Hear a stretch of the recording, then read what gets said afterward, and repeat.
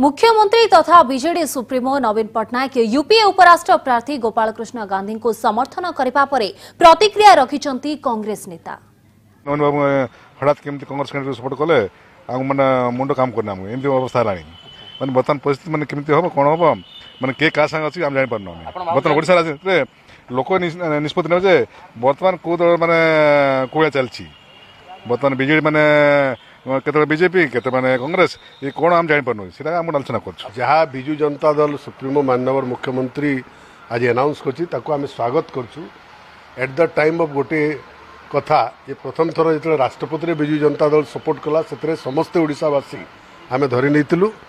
ये बिजु जनता दल केंद्र सरकार को गोड़ाणिया भाव में निजक सुहाऊँच एपटे विरोध कर कैंडिडेट को सपोर्ट कर जहा हो लेट रे हो भी जे बिजु जनता दल आखि खोलला एवं जे आमर भाइस प्रेसिडेंट कांग्रेस दल प्रार्थी होती से जन सुयोग्य व्यक्ति एवं यह एक गणतंत्र स्वागत योग्य पदक्षेप।